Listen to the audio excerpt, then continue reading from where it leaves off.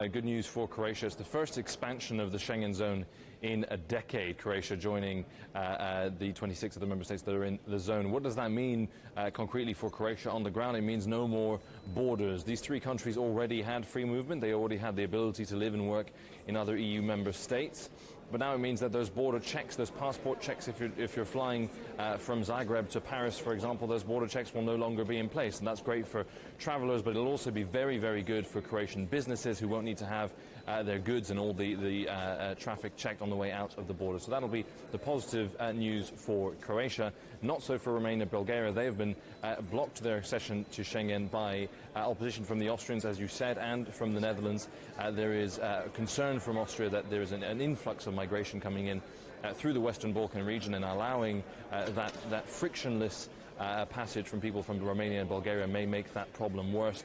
The Netherlands also opposing Bulgaria's accession, but not Romania. So this is where it stands at the moment. A day of sadness is what the Commissioner Johansson described it today. The European Commission had been pushing for the accession quite strongly. And if you were a Bulgarian representative or a Romanian representative, you will be reasonably frustrated, saying, well, look, Croatia joined the European Union 6 years after we do. Why are we still waiting and they're not? It's a sign of divisions within European politics, within European leaders, but that block put on by Austria and by the Netherlands at the moment not movable.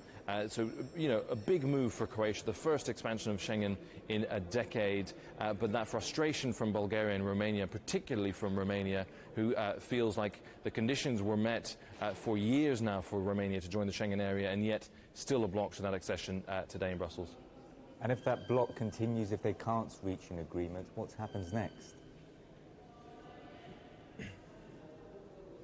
Well, the next step is the Home Affairs ministers were in Brussels today. They were meeting, they were discussing this. That's when the block happened. The vote didn't go through. The next step, it goes up to their bosses, the heads of state, meeting in Brussels next week. They will discuss the plans. They will discuss this block, see how they can move forward, whether or not there's a solution, a deal that can be struck. But realistically, we're hearing from EU officials that the accession will most likely not happen for Romania and Bulgaria before the summer.